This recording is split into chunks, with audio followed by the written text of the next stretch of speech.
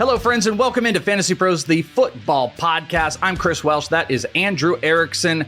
We are here for wide receiver buy, sell trades.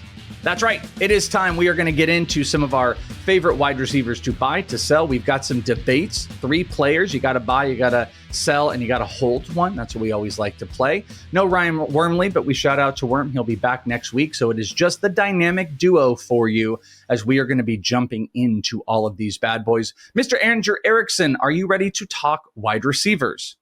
Always ready to talk wide receivers. Always ready to talk wide. What do you like more, talking wide receivers or running backs or tight ends?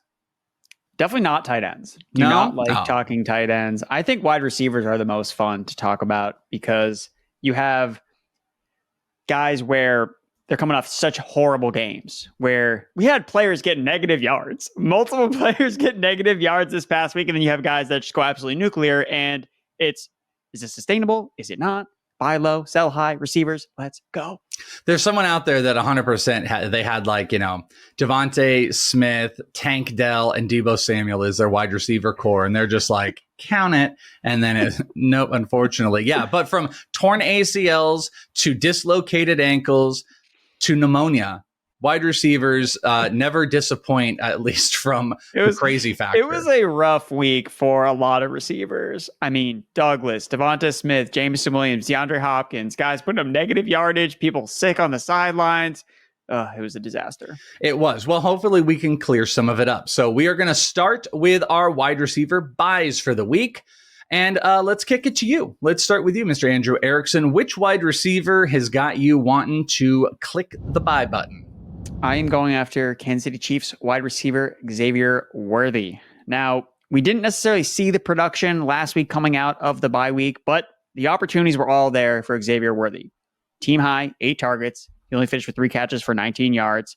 But Patrick Mahomes missed him deep. When he had beat his guy, he was open downfield for a deep touchdown. And then on one of the following plays, because I know you watch this game closely, Welsh, as a 49ers fan, and it resulted in an interception because Worthy basically fell down on his route. So Patrick Mahomes and him weren't necessarily on the same page. They weren't connecting, but the usage and opportunities were there. They wanted to get Worthy going. They even talked about it on the broadcast. Tom Brady said, yeah, they want to get more explosive plays. They want to get Xavier Worthy more involved. And everything I saw based on how he was being used last week suggests the good games, the boom games are coming with him. He ran a route on 72% of the dropbacks. That was time for the team lead with Justin Watson. He had 134 air yards, which was good for a 62% air yard share. 32% target share, 35% target rate per route run. This is everything you want from a player that is going to score fantasy points in the future, right? It's checking off all the boxes you're looking for. And I just keep thinking back to Rashee Rice, second half of last year. What did he do? He was basically a top 20 wide receiver the rest of the way. So even though it didn't transpire right after the bye week, all the indication and usage was there for Xavier Worthy, who I still really think highly of. As a prospect, when he entered the NFL, I was really high on him with Patrick Mahomes. Is Patrick Mahomes just never going to be good again? I hope not. Or I mean, I don't think that's going to happen with him. I think he's going to turn around at some point. I think Worthy's going to be a big part of it. Juju is dealing with his hamstring injury. It doesn't look like he's coming back anytime soon. So again, it's Worthy or bust when it comes to these Chiefs wide receivers, because we know that Sky Moore, some of these other guys are not the answer. So I'm going in on Xavier Worthy. I like this one, on the basis of you take a guy who looks like they're thrust into, this new position as far as what targets could be, and then they underperform. And that's like a perfect recipe for people to be like, throw it up. Like, what's going on here? I'm done with this. There's a lot of potential value in that. My only hesitation as far as what the ultimate cost looks like is it looks like we are back to that old school Mahomes where he just throws it to 9 different people. Everybody gets 3 targets. It's 9, 10 different people, 3 running backs, 3 tight ends, a couple wide receivers. There is no Rashee Rice. So he's thrust into the Rashee Rice role, but there's no Rashee Rice. There's no guy taking 10-yard slant routes and getting 6 targets on a drive. That's not going to be Xavier Worthy. He's going to have some big plays. That's going to be out there. But I just don't know if anyone is going to thrive on a weekly basis. But that doesn't mean that this isn't a great time to buy him. It's just, I think I feel like everybody's in the same space. Everyone's like, yeah, like Worthy looks like the only guy. He's just not performing. So I think you could get at a lower cost. Maybe someone needs some running back help. He hasn't lived up to expectations, and you can go and buy Xavier Worthy. I like the buy, but I just have limited expectations, I suppose, with Xavier Worthy moving forward. Do you think you could trade, again, not talking wide receiver, but what about Rachaad White? I knew you were going to do that. Xavier Worthy. What about Tank Bigsby for Xavier Worthy? Those types of players. I think Tank and Worthy are like a trade that we're going to see. Our boy Mike Mayer, shout out to Mike Mayer. He puts out this trade report every week that's on Twitter. It'll be like, here are the most, traded players and da-da-da. I bet we see that one. They actually physically see that one. I don't know if you could do Rachaad White, but I would do it. If I had Rachaad White and someone offered me Worthy in, what do they say? A Mississippi minute. I would do it instantly. Would you? Would you do both? Would you do Tank though? Yes. To get Worthy, yes, I would trade both those guys. Do you think Worthy is going to be a wide receiver 2 moving forward? I think he's capable of doing it, right? The guy that I saw at Texas be super dynamic, I don't think that guy is just gone. I don't think the Chiefs thought that he would have this big a role from the get-go based on the fact that they had Marquise Brown, right? They had Rashee Rice, and all of a sudden, all those guys are gone, right? Yeah. So I think that they didn't want to have to get Worthy going this quickly, but now what are they going to do? How many games are they going to keep winning by giving the ball to Kareem Hunt 25 times? I get that it's working, but is it going to work in the long term? Maybe they're just, I heard somebody was talking about how, or I was Albert Breer actually talking about how this new Chiefs is exactly like the Patriots offense used to be, where it's just a bunch of guys that they can pick up off the couch and they're just winning games that they shouldn't win because Kareem Hunt, all these guys. And it's funny because Xavier Worthy is in that comparison is the Patriots wide receiver bust that they draft that doesn't actually transpire to anybody that's actually productive. But I don't think Worthy's a bust because I liked him a lot as a prospect. So he's not N'Keal Harry is what you're saying? No, he's not. He's not the N'Keal Harry in this equation. Hopefully not. And for those that remember, Chad Jackson, another player that the Patriots drafted very high, another first round bust. Aaron Dobson, all these names. This is the best game ever. You just do obscurity. Just all we could do. We could probably do a live stream where we just sat here. We don't do any analysis. We just say players' names and we're just like get people excited. That's all that you could do. You're just saying players' names now. They don't even equal anything. That's the favorite. That's one of my favorite pastimes. You just get together with a bunch of your guys, friends. You just talk. Yo, you remember this guy? Remember? Did you ever do the game? The best game ever that we used to do. It was so I say a name, and then you have to say the next player first name starts with the letter of the player's last name that I just said. So if I said N'Keal Harry, you go Harry Douglas. There you go, and then I would go. Devontae Adams. Okay, and then I have to go with Adam Thielen. And then we can just keep going. We can keep going. This is the best game ever. This is a future content of Fantasy Pros. Just be on the lookout for it. It's fun. All right, I got one for you here. Worthy one is a good one. I think in general, I did want to give one preface. I think trading for wide receivers right now is as hard as it ever is because there are so many gone. Like, people are freaked out. Like, people are like, fantasy is broken. Please unplug it and plug it back in. There are so many players that are out right now, and there's only so much depth to be had by everybody. So I think what is usually done in trading of depth is happening less. So I think it's going to cost you more to buy these wide receivers than is probably comfortable. So that's why you got to really pick and you got to really choose. The one I'm going with here is Chris Olave. Now, Chris Olave, I think it's probably a unique one because now Rattler is the quarterback. And I think they said, I saw a report that when Carr comes back, he might not come back. It might continuously be Rattler. We saw Rattler set us all up that he was going to go to Olave. And Olave was to be the number one guy. And he did so. And then bam, Olave, concussion. That kind of took us out of it.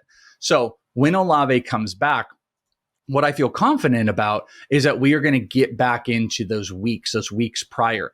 So before this, the 2 weeks before, so you had the Bucs and the Chiefs game, the 3 weeks prior to that, he'd had over 80 yards, obviously Derek Carr. He was getting his targets up. He had 22 targets in there. And Spencer Rattler wants to get him the ball. So looking at Rattler, he had an adjusted completion percentage wildly higher than what he ended up putting out. Or actually, let's see, yeah, a 62% adjusted completion percentage of 73.9%. He also had an over, what was it? 62.7% first read percentage. Chris Olave will be the first read guy in this offense. Rashid Shaheed is out. They're going to be leaning heavy on him. This is a situation where you have a number one wide receiver who the other guy is out, who is just not playing, and a rookie quarterback. Usually you can't really get these type of guys. You know, if Derek Carr were healthy and Olave didn't get knocked out, trading for Chris Olave with Rashid Shaheed out, probably just not happening. Just because it's like, no, he's the only guy that's there. But then you throw on that he missed time with a concussion, Spencer Rattler, dicey in that first game. I think there's a pretty good recipe for this being a wide receiver that you can buy. And I think the game plan will be target, target, target. This first read percentage will go up for Spencer Rattler. Hopefully make some better decisions early on here. And I like Olave being able to return that like top 15 wide receiver range. And I think he could potentially be had for just a tiny bit cheaper. So Chris Olave is the wide receiver that I'm looking at buying right now. What do you think, Erickson? I like it. I think when you look at the Saints schedule as well, so this is something I'm looking at. I use the FantasyPros strength of schedule tool just to kind of as that cherry on top of a potential sell or buy when I'm looking at these players. Saints have the number one strength of schedule for quarterbacks rest of season. So if the quarterback is doing anything in this offense, whether it's Derek Carr, Spencer Rattler, well, what does that mean for Chris Olave? It means he's probably doing something right. So if he's got plus matchups down the stretch, that's a lot of performance. That's production that you're going to get from Chris Olave. So with him out of sight, out of mind, I think maybe the market is overlooking the fact that Rashid Shaheed is just totally gone from this offense and just, well, he hasn't played. He's hurt. We don't know who the quarterback is. Olave's been horrible. And now, but like you said, the targets are there. I mean, Shaheed was really productive in this offense. He was outproducing Chris Olave. But now you remove him. Who is Olave competing for targets with? Juwan Johnson, Bub Means, Mason Tipton. These are all real. These are all real players. And Olave should, at worst, I mean, he's going to see a billion targets. So I think that he has a really high floor. And in some of these plus matchups, you can see that ceiling performance. I want to say, too, I didn't mention this when I was talking about Worthy. Per the strength of schedule tool, again, Chiefs, second ranked schedule for wide receivers rest of season. Right there, right? Well, guess what? You guys want to see what it looks like to go and get Xavier Worthy or Chris Olave? Make sure you use the trade analyzer tool over on My Playbook. Download the app, or you can go to fantasypros.com/myplaybook. Sync your leagues. It's not too late. It's not just a preseason thing to go and sync your league. No, when you go and do it, it is going to take a look at what is available on the wire. You also have access when you upgrade your membership. You do have some of the tools when you sync your leagues, but you can check out the waiver analyzer. You can check out the trade analyzer, and it can tell you, does this trade make sense? How does this benefit from you? Gives you suggestions and a million other amazing tools that we kind of reference when we talk about here. Strength of schedule, the injury tool. Are they going to play? It's a bunch of great stuff. Go and check it out today with the trade analyzer over on My Playbook. Download the app in your app store or fantasypros.com/myplaybook. All right, let's sell some wide receivers. Whom are you selling of the wide? How can you sell a wide receiver nowadays? There are none out there. But which one are you going to be selling? It's interesting that you open like that because I struggled to find a receiver that I actually wanted to sell. Because I'm thinking, how do I sell nothing? How can I sell what I don't have? But we're going to try Welsh. And for me, the process with selling wide receivers always comes after they have big games, because that's when you're always going to get the most return on these players that play a position that's pretty volatile on a week-to-week basis. And who is one of the most boom or bust wide receivers in the fantasy football space? His name is Mr. Amari Cooper. And he's coming off a game where he boomed, right? He caught a touchdown in his first catch from Josh Allen after he dropped the ball earlier in the game. So he wasn't reliable. He was mostly reliable in his first game. And I want to praise Amari Cooper first because he was really good in this matchup. Again, he had a 45% target rate per route run. So even though he was running fewer routes than guys like Keon Coleman and Khalil Shakir, when he was on the field, Josh Allen was throwing him the ball. So I don't want listeners to take this as you have to immediately get rid of Amari Cooper. He has no value whatsoever. No, that is not the case. I think that he's a strong receiver rest of season. But I think people know that, and I think that you can get a lot for Amari Cooper right now, for a player that has traditionally been very inconsistent. And I just don't think that's going to go away, even with Josh Allen as quarterback. Now, We did see the Bills rev up the passing game a lot more than I expected in this particular matchup. Was that because they got Amari Cooper? We'll see. Or maybe it was related more to the matchup and how James Cook was coming off an injury. So we'll see if this continued pass game usage increases for the Bills rest of season. But for me, I just think you can get a lot for Amari Cooper. And I don't think it's too early to start looking at potential playoff matchups just to kind of get an idea of, okay, who can I rely on when the playoffs come? The Bills have 2 home games against the Jets and the Patriots in the playoffs for the fantasy championships. And Amari Cooper outside in Buffalo in the cold, we've seen this before with him, and it doesn't always result in the greatest boom performances from Amari Cooper. So I don't know, Welsh. Again, sells were tough this week, which is why I settled on Amari Cooper. I don't think he doesn't have value. If you want to keep him, I get it because he has 30-point game ceilings with Josh Allen. That's going to happen rest of season. But I think he's also going to have games where he scores 5 points, where he doesn't do anything because it's the Shakir week. They run the ball. Keon Coleman, is he breaking out? So those are my concerns about Amari Cooper. And I don't think that the concerns are weighed enough in his value by the market and by people that you could potentially trade Amari Cooper for, because I think you might get an overpay. Yeah, I think this one is kind of difficult. Like you said, this is really tough to pick this week. I believe it was like 19 routes run, or the snaps were really low. That was the problem. And he was targeted a decent amount for the snaps that he did end up playing. So once he gets going and Josh Allen using him as a number 1 target, I think that kind of makes that a little bit difficult. But I also highlighted on the Sunday night stream, like I'm Keon Coleman. Like Keon Coleman has been leading in snaps this entire year. Had this stat. He has the 12th best ADOT, average depth of target, of all wide receivers with 100 or more routes run. So he is 12th in football with that. He also had 7 targets in this one. Amari Cooper potentially opens up the field a tiny bit more long-term as he is progressing as a player, that Keon Coleman might start putting up some Brian Thomas-like weeks. So here's where I kind of turn my attention on the Amari Cooper one. I still think Amari Cooper can be like pretty good, but if there is someone that's a little bit in the oversell territory, maybe this is a situation, if you are really hampered by injuries, you can play depth. You know, maybe you can get an Xavier Worthy and another piece. You know, if you want to play upside, maybe you're lower in ranks. Could you get Worthy and Coleman for Amari Cooper? I think you could. I really think you could. If someone is like, hey, I just want to focus on my starters, they want to trade you depth where depth is completely falling apart right now, maybe that's a play. I feel like I would be more prone to doing a 2-for-1 on Amari Cooper instead of trying to find 1-for-1 value. And unless, again, it's like there's just a really good running back, because my only pushback is like I do think you're probably going to see 7, 8, 9 targets from Amari Cooper on a weekly basis, but people might be really jacked up because we got a touchdown in a low amount of snaps, and that usage might start creating, oh my, he might be a wide receiver 1. So it is tough. I'll throw out a couple names. A Jets receiver, either Jets receiver, Jaden Reed. Can you get Amari Cooper, or would you deal Amari Cooper for any of those players? I would do it. I don't think you can get it. Okay. But I would do it. Do you agree? Yes. Cooper is hard because this is a player that a lot of people were really down on with the Browns, and then comes out, has a great game with the Bills. He's Josh Allen's number 1 wide receiver, which I still am not exactly sold on that long-term, because again, last week is tough because he was not running a full allotment of routes, but Shakir, still perfect, man. Josh Allen loves targeting Khalil Shakir. Perfect on his targets now that he's healthy. And like we mentioned, talked about Keon Coleman. So yeah, I would try to get it done, but I think you need to at least put Amari Cooper on the block in your league just to see how people are high on him. Because I know I have him in a couple spots because I drafted him when he was on the Browns and I have him, and I'm trying to send it offers. Again, I think we talked about on the extra point, Amari Cooper for Cooper Kupp. I sent that deal out last week. Kupp didn't play. It got rejected. So I don't know if I can go back to that manager and think, hey, well, Cooper had a good game. Kupp still hasn't played. Can we revisit this? But I think you should at least do a price check.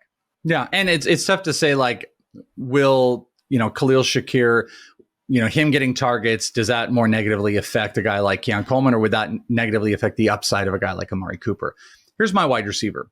Again, this was a tough group, and I did highlight a player that has had 2 really great weeks, and this was more of the volume week. So 2 weeks ago, my player, Romeo Doubs, who I'm picking this week. Romeo Doubs has kind of been a little bit of a nothing burger. And then, he's super upset. I'm going home. I'm taking my ball and I'm going home. And then they get him back and everyone cries and hugs him. We're so happy you're here and all this horrible stuff. And now he's starting. And then he gets 2 touchdowns. But I don't think that really moved anything for anybody. It's like, okay, whatever. Like he got 2 touchdowns. This is after, he like went home and then now he's back. But then this week you tabled on top of that Arizona matchup where he had 2 touchdowns and 4 targets, 10 targets, 8 catches, 94 yards. Jordan Love is a monster. This is a monster pass-heavy offense. Christian Watson is fading in this offense, but Dobbs has now put together 2 really fantastic weeks, which I think are primed to trade him. Because where we said in the preseason, Erickson, it was a lot of like, you got to have a Packers wide receiver. You want to have a piece of it. I don't disagree with that, but I think things are coming into motion a little bit more, that there are just a lot of mouths to feed in this offense. And if you've got a guy that is not named Jaden Reed that has popped off for multiple weeks, that has now increased their value, that he could be the number 1, I think you take advantage of that, because it is literally going to go to 6 different people on any given week. Last season, Romeo Doubs had only 2 games of double-digit targets the entire year. This is his most targets this year. He now has 2 games of over 8. And I just don't think it continues. As far as like his overall usage goes, he's only an 18% target share player on this team, who has Jaden Reed, who has Christian Watson, who has Wicks, who has Kraft, who has the running backs. I want to consolidate off of Dobbs similarly in a way that I do not think he is going to be nothing, because he is a first read guy. He does become one of the big first read guys for Jordan Love, but I just don't think long term he's going to be the explosive playmaker. And I think Reed is going to bounce back in that. I think he can be solid, but if you got someone that's hyped up, Packers offense, he's now going to become the number one while Christian Watson is fading away. I would try to trade Romeo Doubs on the high, because I think it is going to be tough for him to find any other 2 back-to-back games this season that compare to these past 2. So I am selling Romeo Doubs. What say you?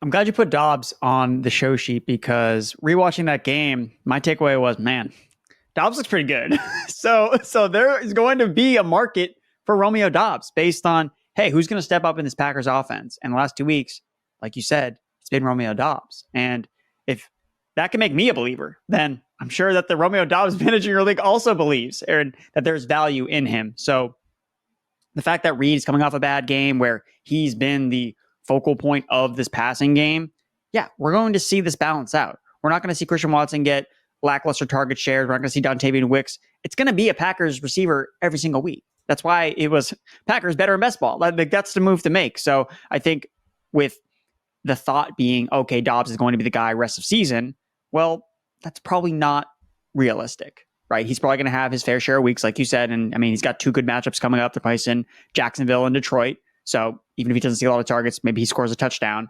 So he doesn't have 0 value. But I think it goes back to the main point. You can't trade away nothing to get something in return. You have to trade something of value to get it back in return. And Dobbs definitely has value, and he's at his peak right now. So process is always trade receivers after they have good games and score touchdowns. So I agree with selling on Romeo Doubs. Do you sell Romeo Doubs for Xavier Worthy, Welsh? I think I do. Do you? Let's go. Yes. Oh yeah. I'll sell Dobbs for Olave and Xavier Worthy easy.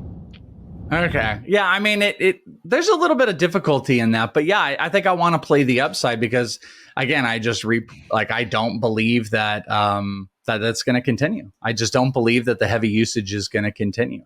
Do you trade Dobbs for Cooper? I mean, that's not going to happen, but who would you rather have rest of season? I would take Cooper in that situation still. Okay. All right. We've got some buy, sell, holds, but first we want to extend a special offer to you guys as we're talking fantasy. You can turn those fantasy sides into prop sides, my friends.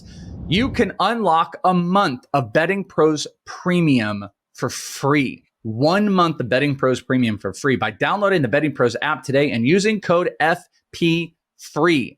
FP free. Get access to tools like the same game parlay tool, the prop bet analyzer, and the prize pick prop bet cheat sheet. Don't miss out. Try it for free 1 month now. This is available only on iOS, but you can take all that fantasy knowledge and turn it into some betting upside, props, and more. Check it out today. Get all of those tools, which are insanely invaluable, great research tools, all at your disposal.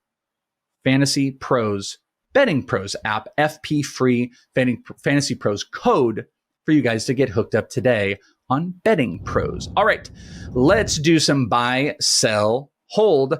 We will start it off Oh, I forgot these groupings that I put together. These are tough. I mean, I think these are tough. Maybe they're not. You're a villain. These are mean. Buy, sell, hold.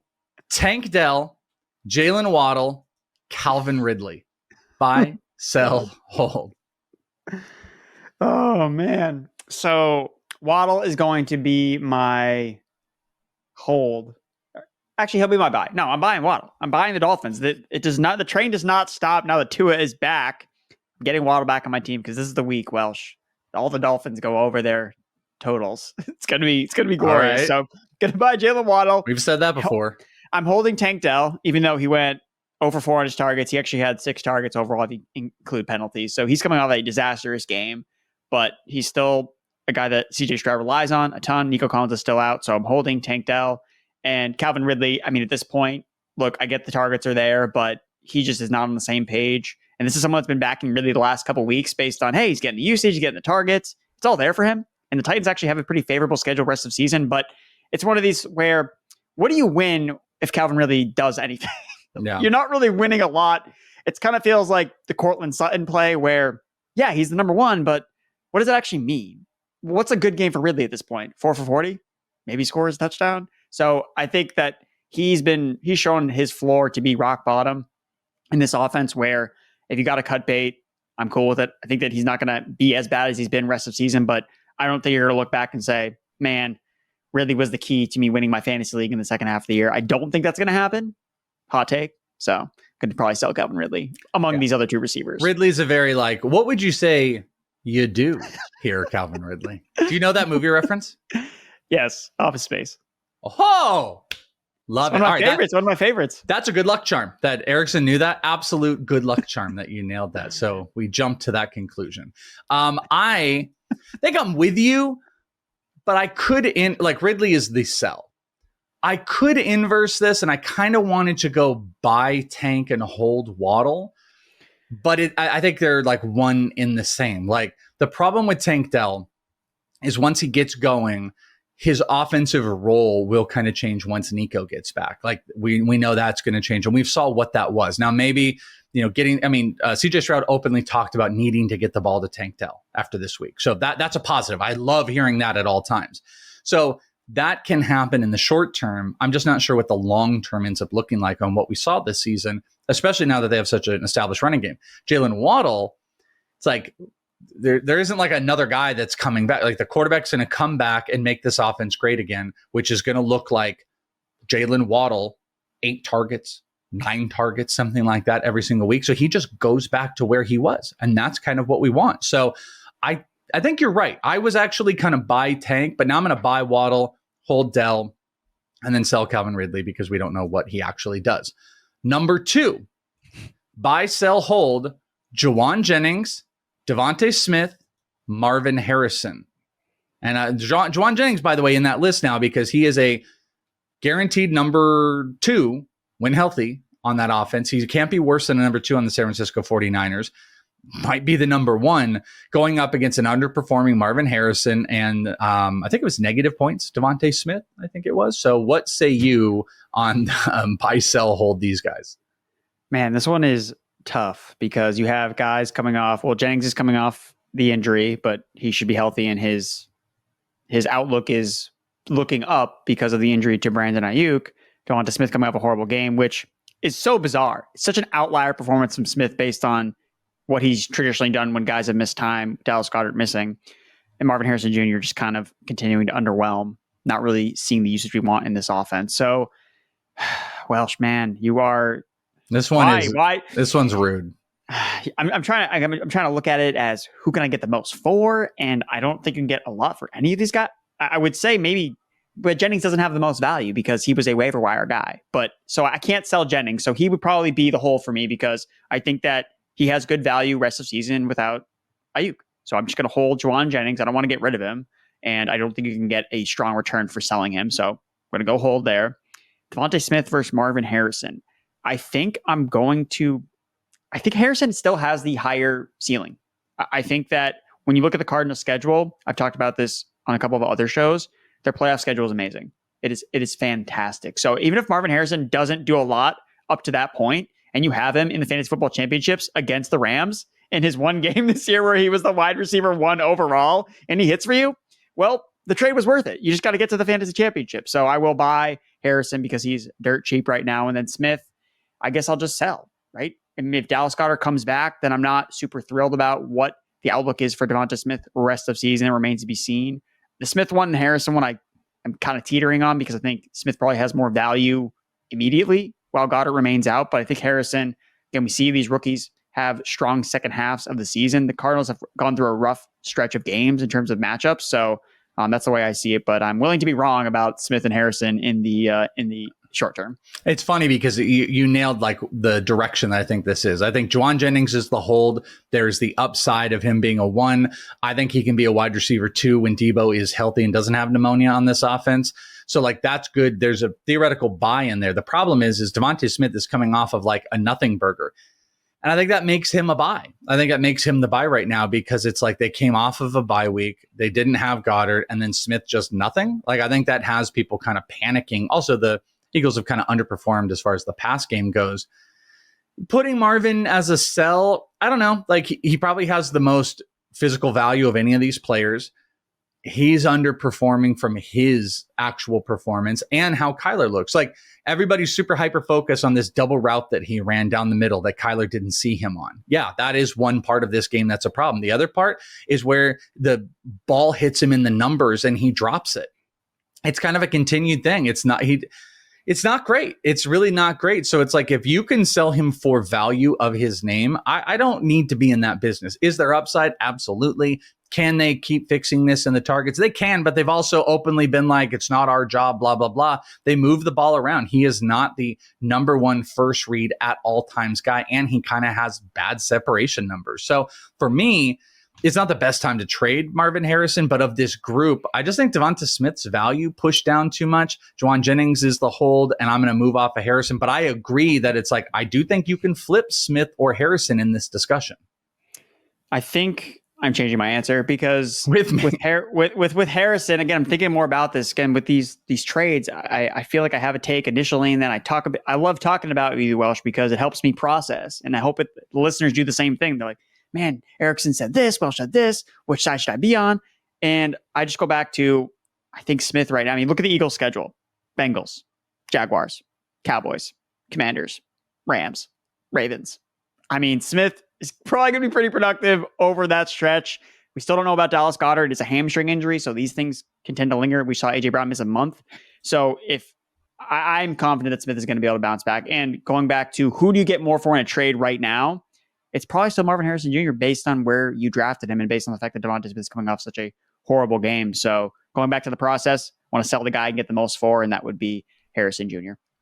Don't forget about our weekly trade live streams on the YouTube channel where you can come and ask your specific trade questions. We'll be with you every Wednesday at 3 p.m. Eastern. And for those listening on the podcast, just go to youtube.com/FantasyPros, subscribe, click the bell to be notified of all of our weekly streams because we have more. That is going to do it for the buy, sell, holds. For Andrew Erickson, I am Chris Welsh. Thank you guys so much for hanging out with us, and we will talk to you next time right here on Fantasy Pros, the football podcast.